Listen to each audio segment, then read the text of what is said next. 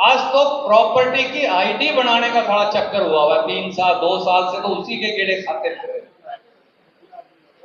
मैं पिछले हफ्ते बताया था साथियों को, पत्रकार मित्रों को तो पता है, नरवाना में जो चौधरी गंगा सिंह जी का पुराना दादाजी के समय का, परदादा जी के समय का जो मकान, मैं और भाई साहब भी बात कर रहे थे, बाबू टेकचंद मैन जी जो एमएलए होते थे, वो उनकी दीवार साझी, उनका मकान मेरे नाम लिख दिया। अब वही गेड़े खाते फिर रहे। मैं अपना मकान, उनकी दादा लाई प्रॉपर्टी मेरे मकान से एफिडेविट लेके करवाया। अब किसी को खज्जल करना हो तो फिर क्या करें? जल्दी ना दे एफिडेविट, घूमने जाओ। किसी का कुछ लिख दिया, किसी का कुछ लिख दिया। ये एमसी और रोज दुखी रहते हैं। क्यों? इनको मैं अगली बार पर्ची लेना ही है, ठीक नहीं कराता तो ये क्या करें? दिनेश और ऐसी कराएं, क्या पंडित जी करें? ये हालत इन्होंने बना दी। परिवार परेशान पत्र और बुरा है। अगर लेटरिन भी जाना तो कहेंगे परिवार परेशान पत्र दिखाओ, पहचान पत्र। क्यों भैया? मकान मेरा, जमीन मेरी, बाथरूम मेरा, तुम के मांगे भी? पर खट्टर साहब उसका भी मांगते। पेंशन लेनी है तो दिखाओ। नो ड्यूज सर्टिफिकेट का एक नया कानून बना दिया। मैं अपना मकान अपने बच्चों के नाम करवाना चाहता हूं, कहते नो ड्यूज लेकर आओ। क्यों भैया? खट्टर साहब क्या मांगते? मकान आपका, बालक आपके, धर्मपत्नी आपकी, नाम आप उनके कराने लग रहे, दादा दाई प्रॉपर्टी आपकी। मनोहरलाल खट्टर तो चल चुका, क्या मांग रहे? 200 रुपए गज भरवाने लग रहे, साथ में टैक्स, और एक वो कूड़ा उठाने के अलग भरवाने लग रहे।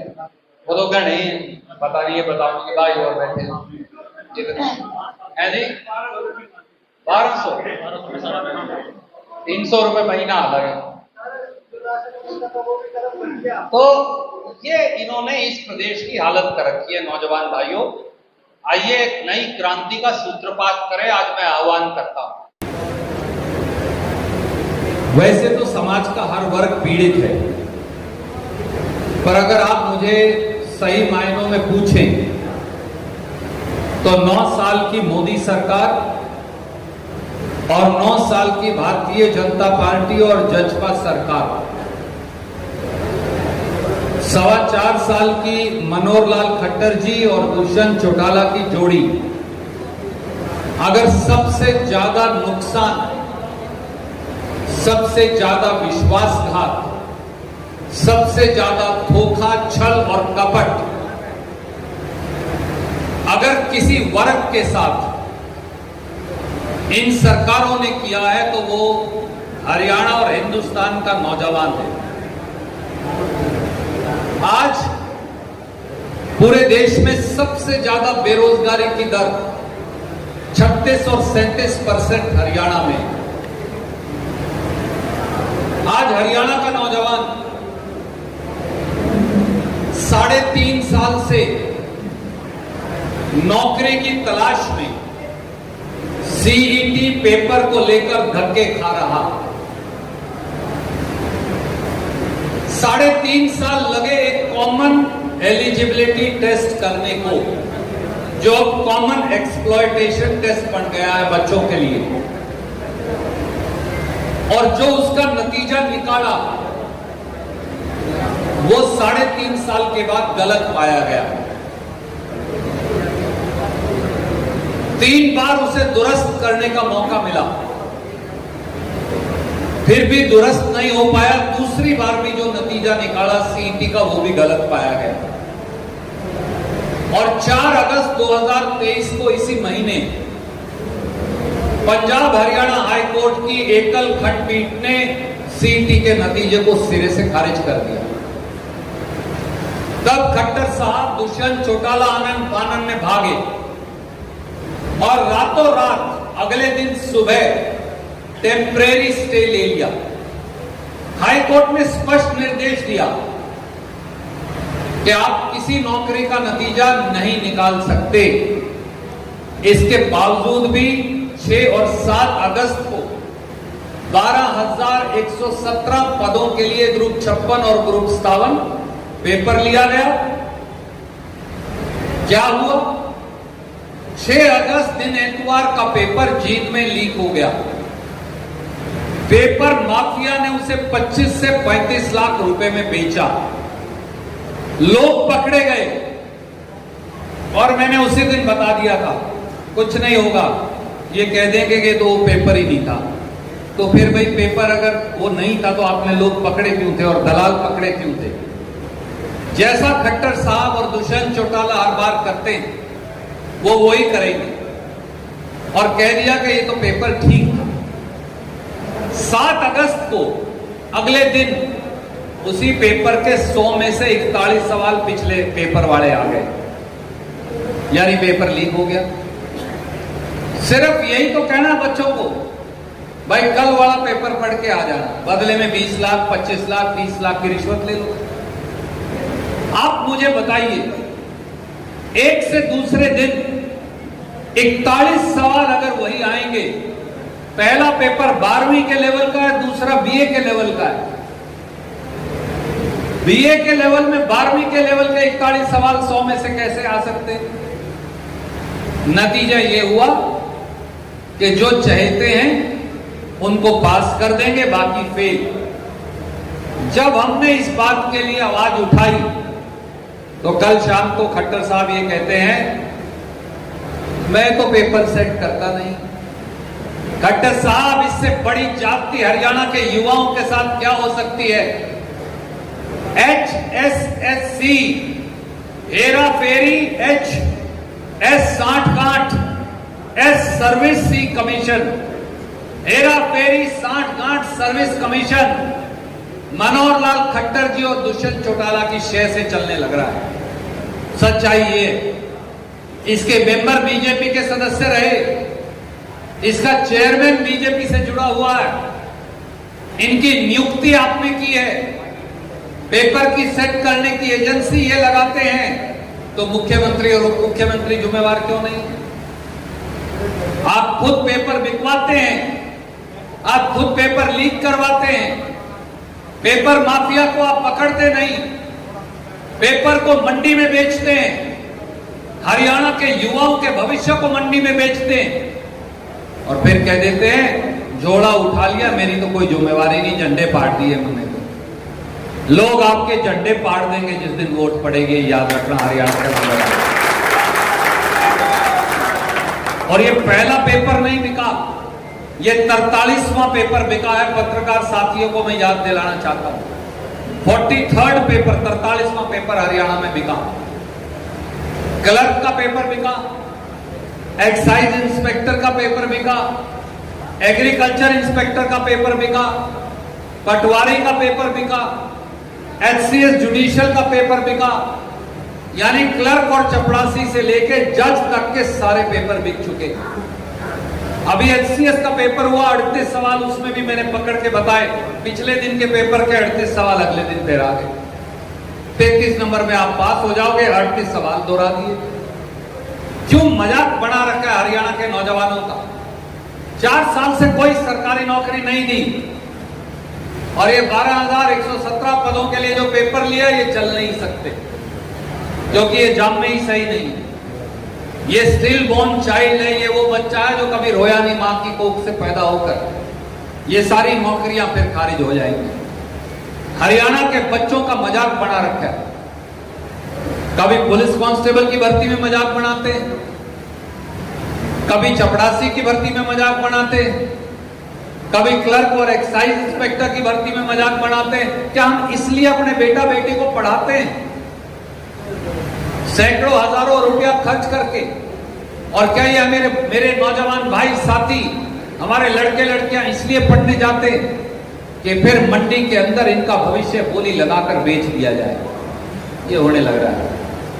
केंद्र सरकार के अंदर स्टाफ सिलेक्शन कमीशन का पेपर लीक हुआ, हरियाणा में HPSC Hera ferry service commission और HSSC हेरा फेरी 60 सर्विस कमीशन, इन दोनों का पेपर हर रोज बिकता। नरेंद्र मोदी जी तो ये कहा करते थे 2 करोड़ रोजगार हर साल नौजवानों को देंगे। आज तक तो 18 करोड़ नौकरियां दे दी जानी चाहिए थी, पर सच्चाई ये है कि 4.5 करोड़ रोजगार पिछले 9 साल में खत्म हो गए। और जो गरीब आदमी का बेटा और बेटी उसको तो कोई उम्मीद ही नहीं करनी चाहिए। जब अमीर वाले को ही नहीं मिलती, गरीब वाले को कहां मिलेगी?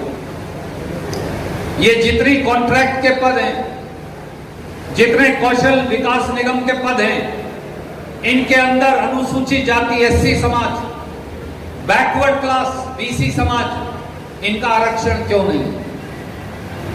क्या ये नौकरियां नहीं? एससी बीसी के बच्चों को उनका अधिकार नहीं मिलना चाहिए? उनका अधिकार भी छीना जा रहा है। ना जनरल कैटेगरी के बच्चों को नौकरी मिलती, ना एससी बीसी के बच्चों को नौकरी मिलती। सब के सब दर दर की ठोकरें खाने पर मजबूर है। और कौशल विकास निगम एक नया चालू कर लिया। अब कहते हैं बड़े अफसर भी इन्हीं से लेंगे, और जो खट्टर साहब को लगाने हो बीजेपी आरएसएस के लोग, उन्हें चोर दरवाजे से 10-10 लाख रुपए की तनख्वाह देके उन्हें डीसी एसपी के ऊपर कंसल्टेंट लगाकर रख दिया जाता है। दिल्ली में तो कंसल्टेंट लगे तो वो गलत, और हरियाणा में लगे तो ठीक। केवल और केवल जो बीजेपी आरएसएस के हरियाणा से बाहर के कुछ लोग हैं, उनको नौकरी दी जा रही है। एक बात और बताइए,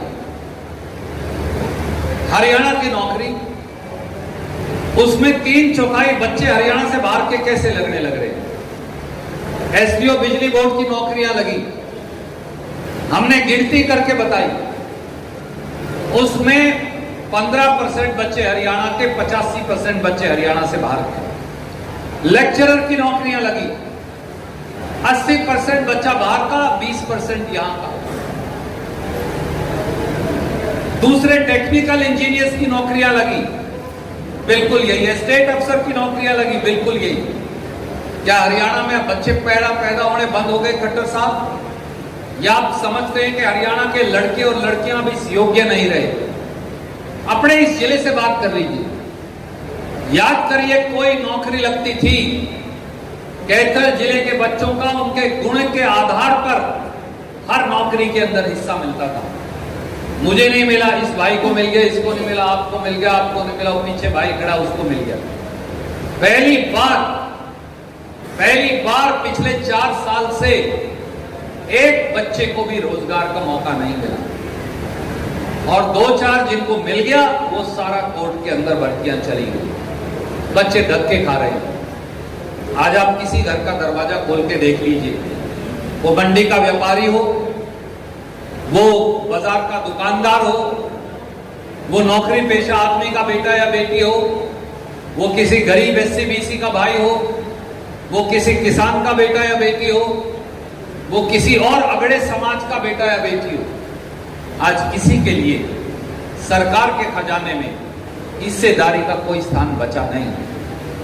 और प्राइवेट नौकरियां बच्चों को मिल जाती थी, यहां से पानीपत से, अंबाड़ा, यमुनानगर से जाकर पानीपत में, फरीदाबाद में, गुड़गांव में, मानेसर में पहले जात के दंगे करवाए खट्टर साहब ने, अब धर्म के दंगे करवा रहे हैं।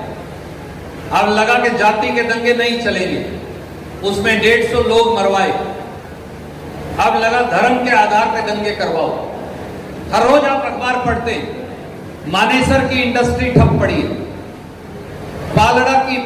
पालेड़ा गांव है जहां सबसे ज्यादा उद्योग है, इंडस्ट्री ठप पड़ी है। सोना की इंडस्ट्री ठप पड़ी है, नूह की इंडस्ट्री ठप पड़ी है, गुड़गांव का उद्योग तालाबंदी की कगार पे पहुंचा दिया।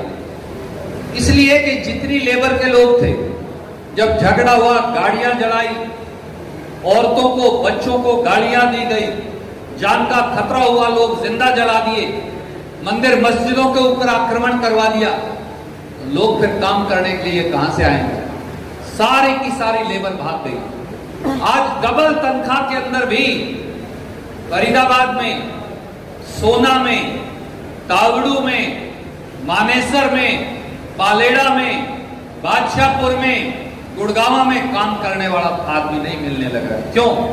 पानीपत की आधी लेबर भाग गई।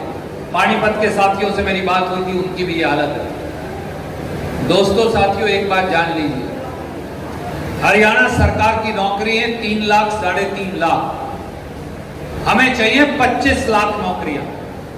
मैं दीपक से, भूरिया भाई से, लक्की भाई से, सुरेंद्र भाई से, जितेंद्र भाई से, सारे साथियों से ये बात करने लग रहा हूं। हरियाणा को 25 लाख नौकरियां चाहिए पंडित जी, कम से कम 3 लाख 3.5 लाख में 50,000, 60,000, 70,000 खालियां हम भर भी देंगे तो भी बच्चों का पंडित जी कुछ होने वाला नहीं। जब तक हम निजी क्षेत्र में और सरकारी क्षेत्र में 22 से 23 लाख नौकरियां नहीं पैदा करेंगे तब तक हरियाणा के बच्चों का प्रधान जी भला नहीं हो सकता। कहां से आएंगी राकेश भाई ये नौकरियां? ये नौकरियां जो हैं वो भी भगाने लग रहे हैं। क्या आप जानते हैं नौजवान साथियों भाइयों, हरियाणा का टैक्स कहां से आता है? हरियाणा का 85 पैसे टैक्स, 85 पैसे 1 रुपया में से अकेले गुड़गांव और मानेसर से आता है, फरीदाबाद से आता है। खट्टर साहब ने दूध देने वाली गाय के ऊपर हमला बोल रखा है। सोना देने वाली जो मुर्गी है, अंडा जो देती है, उसी के ऊपर हमला बोल रखा है। पूरे हिंदुस्तान में कहीं भी कोई फैक्ट्री खोले संदीप भाई, एक दफ्तर वो गुड़गांव आके जरूर खोले। हम कॉरपोरेट हब हैं दुनिया का, हिंदुस्तान का तो है ही। कोई ऐसी कंपनी नहीं हिंदुस्तान में, उसकी फैक्ट्री गुजरात में हो, आंध्र प्रदेश में, उसका दफ्तर जरूर है गुड़गांव में। गुड़गांव में 22 लाख लोग काम करते हैं एक शहर में। एक शहर में 22 लाख लोग काम करते हैं। हमारे बच्चे जैसे जैसे तैयार होते जाएंगे, बाहर वालों की जगह हमारे बच्चों को वो रोजगार मिलता जाएगा। गुड़गांव फरीदाबाद ही अकेले पूरे हरियाणा को रोजगार देने में सक्षम है। बाहर जाने की हमें जरूरत नहीं। पर अगर ये गुड़गांव, मानेसर, पालेड़ा, बादशाहपुर, नूह, तावड़ू, सोना, यहां की सारी, और पानीपत, यहां की फैक्ट्री, और फरीदाबाद, इनकी फैक्ट्री भगा देंगे तो फिर हमारे बच्चों को रोजगार कौन देगा? इन्होंने क्या कर रखा है? वो एक मनियार था, मनियार समझते हैं ना आप, चूड़ी वाला जो होता है, क्योंकि तो बच्चे नहीं समझते इसलिए बता रहा हूं। तो एक जा रहा था मेरे जैसा मनियार अपना लिए हुए थैला, एक आया पुलिस वाला, जैसे खड़े इंस्पेक्टर साहब जगपाल जी, एक घुमा कर डंडा मारा, क्या है इस पे? बोला एक और मार दे, कुछ नहीं है उसके बाद। तो खट्टर साहब वही पुलिस वाला डंडा मार रहे हैं हरियाणा के उद्योग और धंधों और रोजगार पर, और दुष्यंत चौटाला उसमें भागीदार है क्योंकि वो उद्योग मंत्री है हरियाणा का। हरियाणा का उद्योग मंत्री हरियाणा के युवाओं का सबसे बड़ा दुश्मन है। हरियाणा के मुख्यमंत्री हरियाणा के युवाओं के और रोजगार और रोटी के सबसे बड़े दुश्मन हैं। ये जात पात और धर्म में आपको उलझाए रखेंगे, कहेंगे सारे जाट गुजरों से लड़ लो, गुजरों सैनी से लड़ लो, सैनी पंजाबी से लड़ लो, पंजाबी अग्रवालों से लड़ लो, अग्रवाल एससी से लड़ लो, रविदासिया वाल्मीकि से लड़ लो, वाल्मीकि धानक से लड़ लो, ये उससे लड़ लो, प्रजापत लोहार से लड़ लो, लोहार कुम्हार से लड़ लो, एक करते रहेंगे। हिंदू मुसलमान से लड़ लो, आखिर में हमारी सारी इंडस्ट्री, सारा टैक्स, सब कुछ चला जाएगा। इस साल हरियाणा का रेवेन्यू में 30 पैसे की कमी आने वाली है, मैं आज बता रहा हूं। अगर सोने की अंडा देने वाली मुर्गी को ही मार दोगे पंडित जी, तो क्या रणदीप करेगा, क्या कोई और करेगा? कैसे सरकारें चलेंगी? पैसा कहां से आएगा? तरक्की होगी कहां से? ये कर रहे, ये इन बच्चों के भविष्य का कत्ल करने लगे। और इसलिए मेरे साथियों, नौजवान भाइयों, ये प्रांत आपका है। माफ कीजिए, जो लोग 40 से ऊपर हैं, ये प्रांत उनका नहीं है। हम तो 40 से ऊपर के आगे। इस प्रांत की औसत उम्र 18 से 22 साल है, यानी 35 साल से कम में 50, 55, 60 पैसे प्रांत है।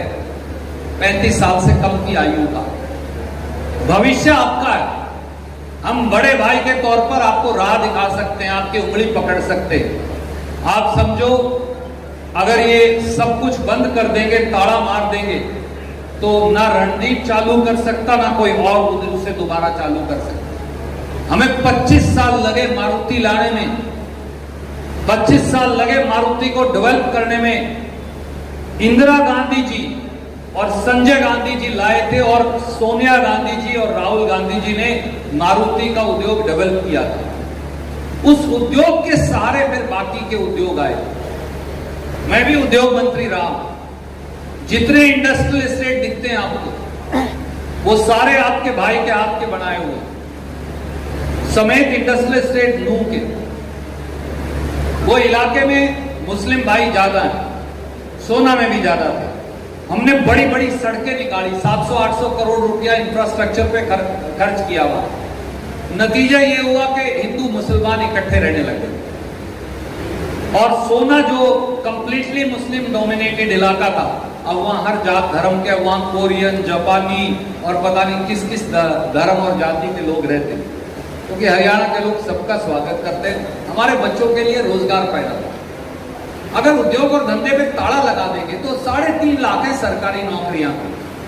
आप 50,000 दे देंगे, 60 दे देंगे, 70,000 दे देंगे, 80,000 दे देंगे, बहुत ही ज्यादा जोर लगाएंगे तो 1 लाख दे देंगे।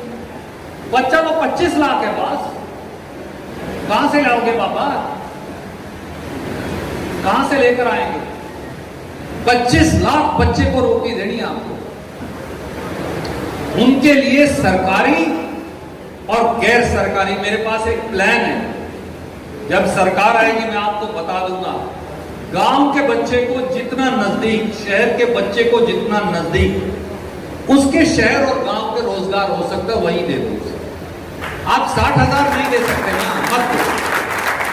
ये मांग भी नहीं रहे, माफ करना, इनसे पूछ के देख लो। इनमें से कोई बच्चा 60,000 लाख रुपया की तनख्वाह नहीं मांग रहा। अगर मैं कैथल में रहता हूं, मैं हावड़ी में रहता हूं, मैं क्योड़क में रहता हूं, मैं दनोदा गांव में रहता हूं, मैं धमदान में रहता हूं, मैं जुलाना रहता हूं, मैं सफीदो रहता हूं, मैं थानेसर रहता हूं। मेरे गांव के नजदीक अगर पहाड़ी मुझे नौकरी मिल जाएगी, मेरे शहर के नजदीक नौकरी मिल जाएगी, तो घर तो जेलर साहब मेरे पास है, माँ बाप का खाना घर में बनता ही है। मैं जाऊंगा 30 किलोमीटर 25 किलोमीटर मोटरसाइकिल लेके, साइकिल लेके, स्कूटर लेके, बस लेके वापस आ जाऊंगा काम करने। तो फिर मेरा 15,000 20,000 की नौकरी में भी काम चलता है। सरकार को भी नए सिरे से सोचना पड़ेगा। मेरे पास एक प्लान है। वही जो पुराना डर रहा है सरकार का, वो नहीं चलने वाला। उससे तो पंडित जी 80,000 70,000 बच्चों को आप नौकरी दे सकते हैं। जो मुख्यमंत्री बनेगा उसकी विधानसभा में आप नौकरी दे दोगे, बस बहुत करोगे, उसके जिले में 10 नौकरियां और लग जाएंगी। बाकी सब ऐसे ही मीठी गोलियां बटेंगी। तू 2 ले ले, तू 4 ले ले, तू 5 ले ले, तू 7 ले ले, फिर यही कहानियां चलती रहेंगी। बस अगर आप नए सिरे से सरकार को नहीं सोच पाएंगे तो अब तो हरियाणा के पास पैसा ही नहीं बचा। 1,70,000 करोड़ तो खट्टर ने कर्जा ले लिया, 60,000 हमने ले रखा था पहले। तो साहब 3 लाख करोड़ से ज्यादा का तो कर्जा, 9% में बाबूजी ब्याज लगाओ तो 27,000 करोड़ रुपए तो यही देने। 25 से 27,000 करोड़ तो ब्याज ब्याज के देने, मूल की तो बात ही नहीं है। कहां से रोजगार दो? मैं कड़वा आदमी हूं पर सच्चा आदमी हूं। मीठी गोली देकर आके नहीं किसी को भगाता। मैं इसलिए आप सारे युवा साथी हो, इस जिले से के अलग अलग कोणों से हो, समझदार हो, आपको पता आपके भाई ने जो कहा वो करके दिखाता है, बीच में नहीं छोड़ता। मेरे पास प्लान है 7 लाख बच्चों को, 5 से 7 लाख बच्चों को तो हरियाणा सरकार के खजाने से पैसा देंगे और 10 से 15 लाख बच्चों को निजी क्षेत्र का रोजगार पैदा करके देंगे ताकि वो प्राइवेट सेक्टर में, नहीं तो 37% नहीं 57% हो जाने वाली है बेरोजगारी, बच नहीं सकते। इसलिए साथियों, अगर दुष्यंत चौटाला और मनोहर लाल खट्टर कुछ कर सकते तो उनको तो 9 साल हो गए। नरेंद्र मोदी कुछ कर सकते तो उनको भी 9 साल हो गए। 9 साल उनको आजमा के देख लिए, 7-8 महीने इनके और बचे। मैं युवाओं को ये कहूंगा, आप राजनीति से आगे बढ़कर इस देश, इस प्रदेश के भविष्य के लिए सोचिए, खुद के बारे में सोचिए।